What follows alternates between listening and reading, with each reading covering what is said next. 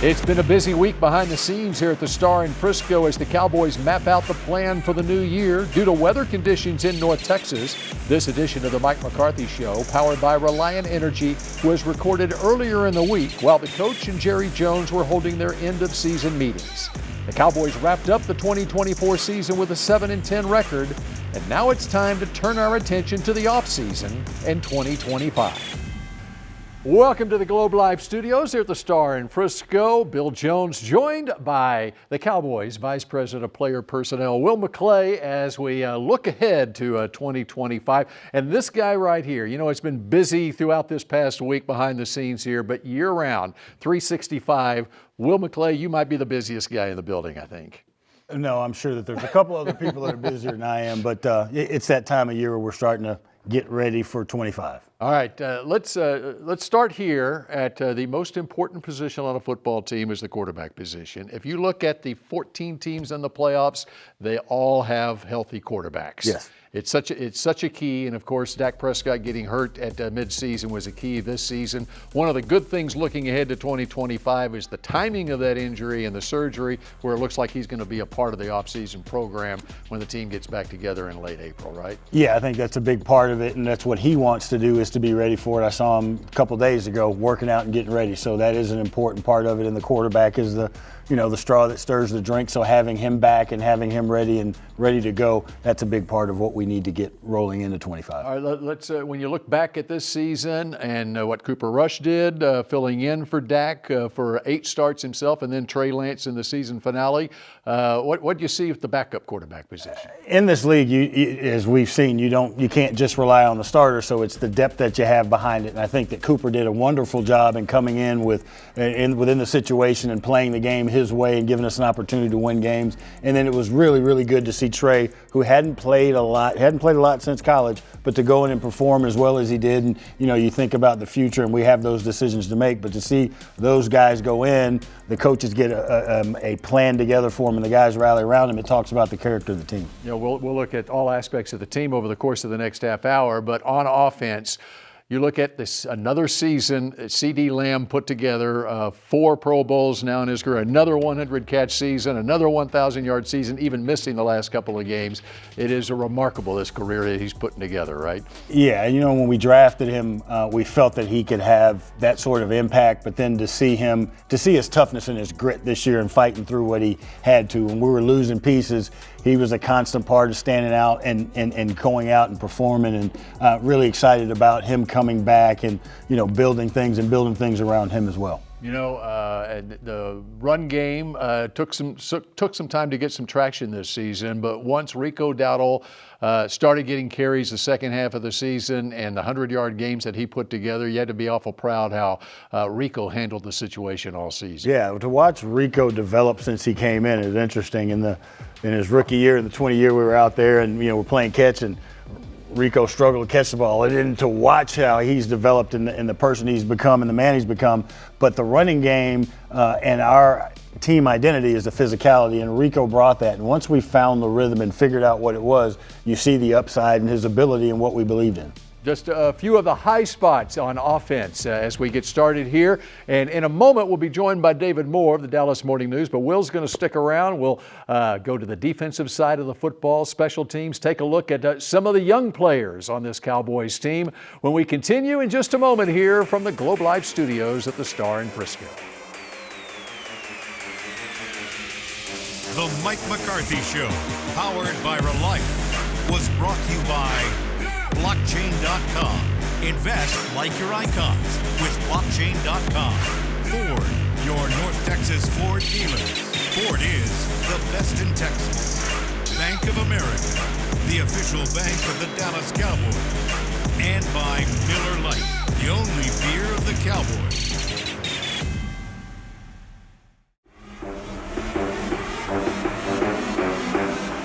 This segment is brought to you by Blockchain.com. Invest like your icons with Blockchain.com.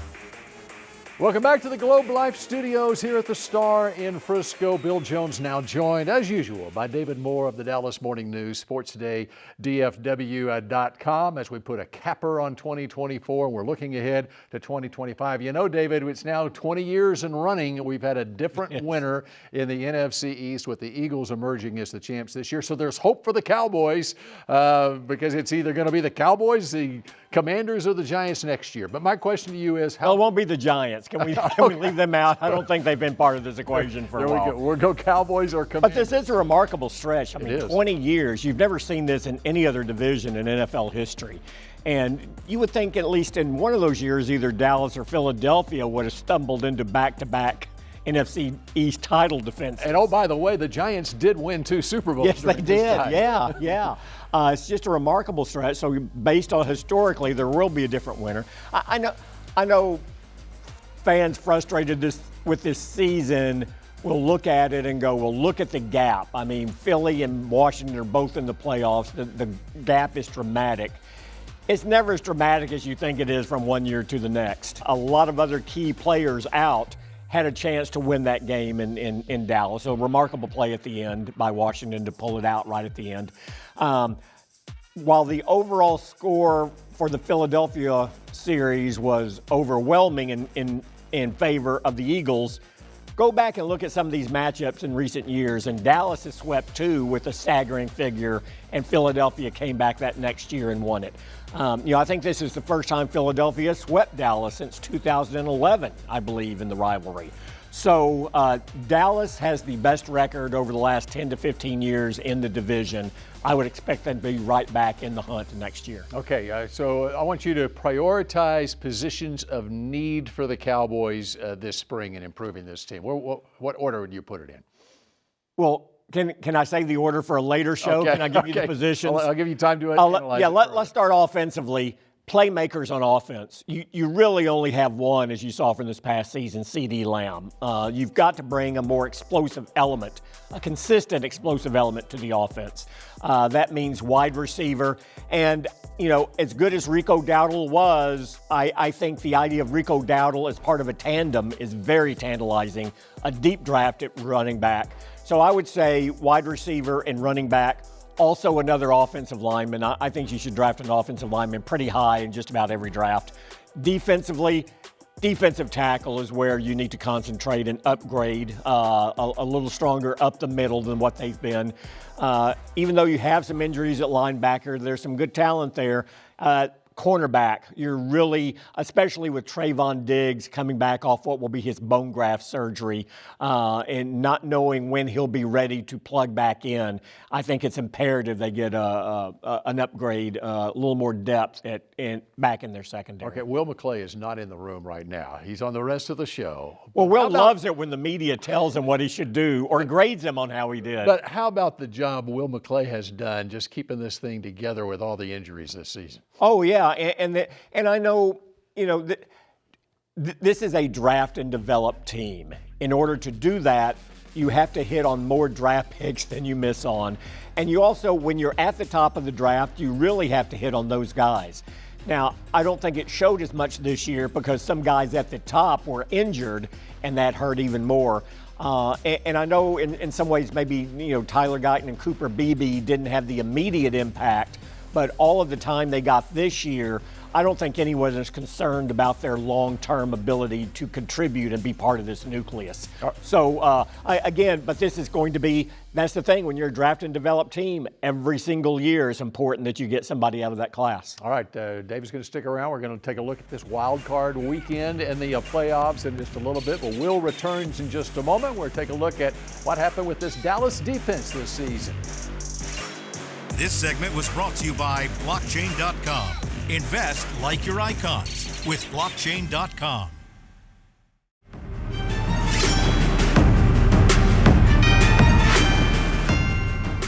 This segment is brought to you by WinStar World Casino and Resort.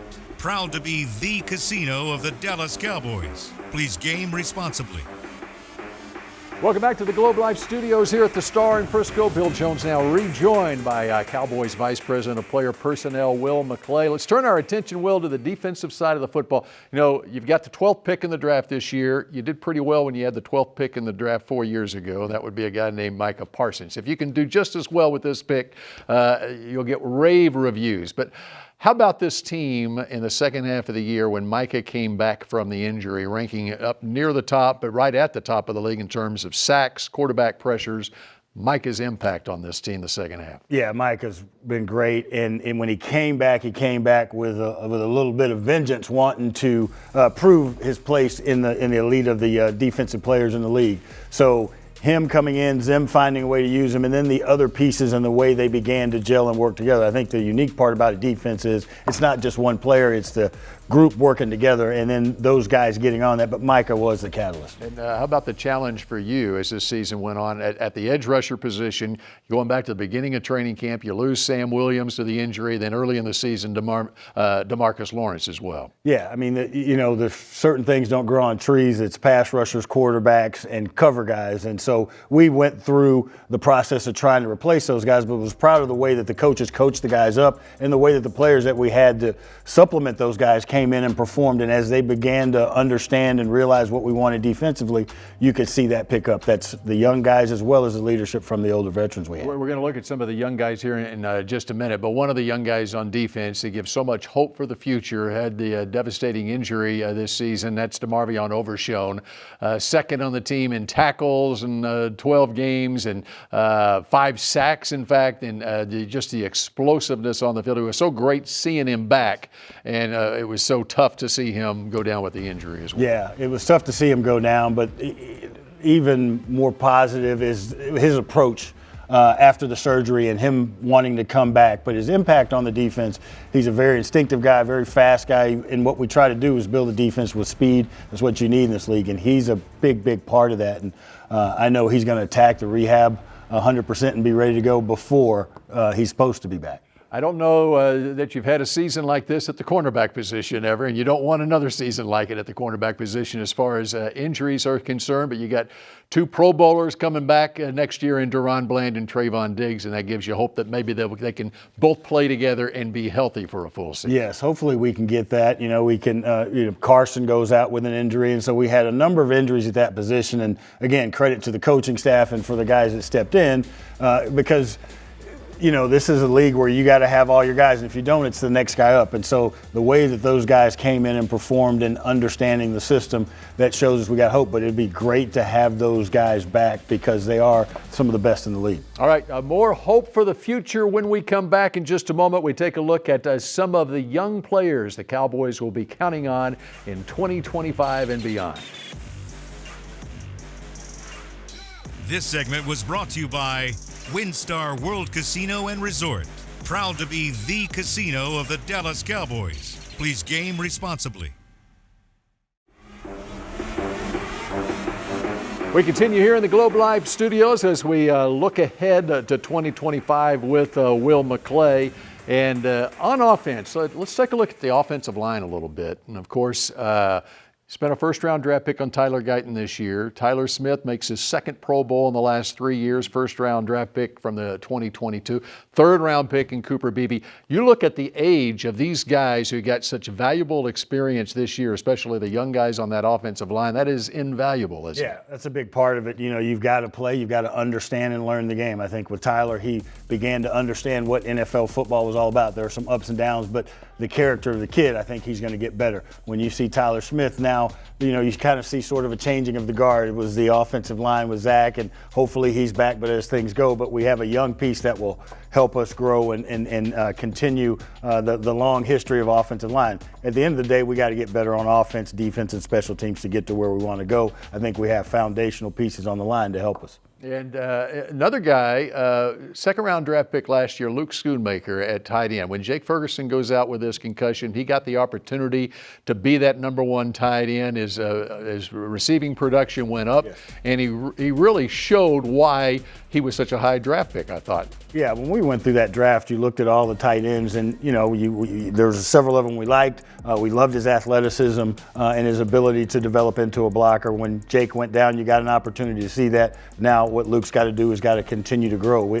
In this league, you got to have 2-3 tight ends. The way that we want to do things offensively is you want to be versatile, so he's a big part in that. All right, what are you seeing depth-wise at the wide receiver position now behind CeeDee Lamb with what Jalen Tolbert did this season? Jalen Brooks, 7th-round pick last year. You acquired Jonathan Mingo, a former 2nd-round pick of Carolina, and another draft pick, Ryan Flanoy, as well. Yeah, we've got young guys that continue to have to step up. It was great to see the development. It's been great to see JT Tolbert develop from year to year to year. You see him grow toward the end of the year. When CD wasn't in there, he got an opportunity to shine. We brought Mingo in. We think that there's some things that we can continue to develop and add to that room. The NFL is not a league where you just need one receiver. You need 3, 4, 5. And I think growing that group and seeing those guys get these reps and get the opportunity was big. And now we've got to continue to step up and add to that room. And on defense, a couple of rookies this year in Marshawn Nealon, your 2nd-round draft pick, and the 3rd-rounder, Maris Leofau. Yeah, with Marshawn, he had some injuries going through the deal, but what he got was some valuable experience. We really like his ability to play outside and inside. And then Maris, when you have linebackers go down, he stepped in. He can rush from the edge. He can play the Mike linebacker. He can play the Will. So that versatility also gives us some flexibility on the defensive side. And as we come to the draft and free agency, you're not one player away. We're continuing to look for good players. Okay, you're busy with you got the East-West Shrine Bowl that will be played at AT&T Stadium on January 30th. Of course, the Senior Bowl, the Combine, Pro Days, all that. But also the Spring League, too, the United Football League. And you've got a 2-time Pro Bowler in Brandon Aubrey that came out of the USFL, and a 2-time Pro Bowler in Cavante Turpin that came out of the Spring League, too. Yeah, very proud of our scouting staff and the pro staff. Like, football players come from everywhere. We're looking at every league. And, in the UFL, it gives us an opportunity. It gives guys an opportunity to continue to play because football's a rep game. We continue to watch and evaluate and see how they grow. But really excited about Aubrey and Turpin coming in and helping us that way. And we're going to continue to look at those leagues and wherever we can find players to improve the team. All right, Will, we appreciate you joining us this week. Keep that suitcase packed. You're going to need it, right? Go. All right, we continue in just a moment. David Moore rejoins us. We take a look at a wild card Sunday in the NFC when we come back. Closed captioning is brought to you by the Texas Lottery. Cowboys scratch tickets from the Texas Lottery are here. Play today. Final couple of minutes here inside the Globe Live studios at the Star in Frisco, and look who has rejoined us. It's David Moore of the Dallas Morning News, and we got just enough time here to take a look. Let's take a look at the NFC Wildcard Weekend, all the action straight ahead for us on Sunday afternoon, Sunday night, and Monday night. Let's start with the Sunday afternoon game in the late window. You got the Green Bay Packers playing at the Philadelphia Eagles. What are you thinking? Well, if Cowboy fans have PTSD and Green Bay goes out and does to Philly like they did to Dallas last year, that would be something. But I think this Green Bay team's a little different. They just lost a key player at wide receiver. The level Philadelphia is playing, the level Saquon Barkley is playing. I would imagine that Philadelphia would win this game, and they should. I think they're better across the board. Defensively, I think they're a little stronger than Green Bay as well this year. I would go with them. The question is, we haven't seen Jalen Hurts in a while since the injury. How is he going to look? How much rust will be there? I think he could, may take him a while to get his feet under him in this. You got Sam Darnold and the Vikings taking on Matthew Stafford and the Rams. Well, and I see a lot of picks too. It's the, people are saying, well, the Rams, they've been there, and to me, Minnesota has beaten all expectations all season. I mean, you keep waiting for them to show they're not at that level because across the board it doesn't appear they should be. But that defense is outstanding. They have an outstanding coach. They're not the most explosive offense around, but they're very methodical and you have Jefferson, who's as good as there is in receiver in the league right now. As much as I like the Rams and I'm tempted to take them, I think I'll go to Minnesota. All right, David, we appreciate it. We appreciate all of you joining us this week. And how about we do it again next week? We'll do it one more time next week, the divisional playoff round of the playoffs. The Mike McCarthy Show, powered by Reliant, is brought to you by Blockchain.com. Invest like your icons with Blockchain.com. Ford, your North Texas Ford dealers. Ford is the best in Texas. Bank of America, the official bank of the Dallas Cowboys. Miller Lite, the only beer of the Cowboys. And to watch more Dallas Cowboys content on your connected TV, download the Cowboys Now app on Amazon Fire, Roku, and Apple TV.